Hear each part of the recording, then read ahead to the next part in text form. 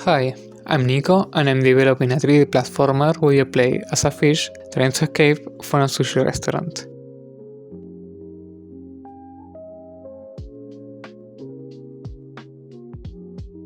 In the first Devlog, I promised to add a dash, but before that, there's something vital we need, something essential for all living beings, especially fish. Water. We all know a fish can survive without water, and our protagonist is no exception. In the sushi restaurant, the water glasses serve three vital functions. Survival. First, the glasses will help us survive. When we are out of the water, we will have a limited time to get back to it. Checkpoint. Second, these glasses will also serve as checkpoints. We will respawn at the last glass we entered. Shooting. And finally, entering a glass will grant us a single shot, a burst of water. And this is where the dash comes in. The dash will be propelled by the shot, pushing the player in the opposite direction. So, to work on the dash, first I had to work on the shooting. Technical development. I created a new scene with a node 3D that contains a static body for the glass with its meshes and collision, and an area 3D that represents the water. I also added the water to a group of nodes called water. In the script for a character, I added the variables isOnWater, which is set to false by default, and connected the signals to detect when the characters enter or exit areas that belongs to the water group. I also created the variables canShoot and isDashing, both set to false, along with a shoot range. When the character is in the water, the applyWater function is executed, which disables air jumps, enables high jumps, and allows us to shoot.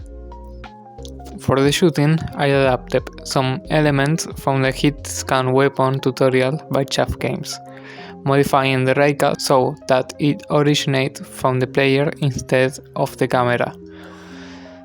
Since I wanted the player to stay still in the air while aiming, I set the velocity to 0 when the shooting button is being pressed.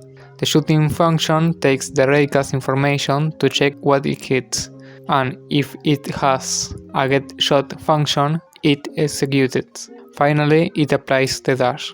And for the dash function, I got help from my new friend, ChatGPT, who explained to me how to calculate the opposite direction of the player. The dash applies speed in the opposite direction and activates a timer that stops it when finished. So far, so good, but we got a new problem. Now I have a shoot that pushed me backward, but I had no way to know where I was aiming. Luckily, adding a crosshair is as easy as putting a dot in the middle of the screen, right? Well, no. Crosshair Hell. There's a special place in hell for people who want to project a crosshair in a 3D game without using the camera as a reference. When you decide the shooting should come from the player and not the camera, you enter a world of suffering and despair. I needed to visualize a raycast drawing a line in the 3D space, and this is where the worst part of this development came in. Failure after failure, trying to implement YouTube tutorials, Reddit posts, reading forums and documentation to no avail. Hours and hours of extension errors with ChatGPT, who could only provide me outdated code for my version of Godot. It seems like there was no solution within my reach. Finally, when all seemed lost, a miracle appeared. A plugin.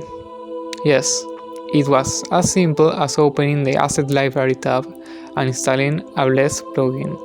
With simple line renderer, what I was looking for was as easy as adding points, which I already had calculated by the array, to an array. That day I could finally rest in peace. But not for long. What's the point of shooting without an enemy to receive the shot? Back to the drawing board. Coming up. While I work on the concept for the character, let me ask you, do you prefer this kind of video where I go more in detail and explain the code step by step? Or do you prefer the more summarized videos? Your feedback is very important, so I can adjust the future devlogs. The next devlog will focus on this first enemy. You will see how it turned out and I will tell you more about it. I hope you enjoy it and I will see you in the next one.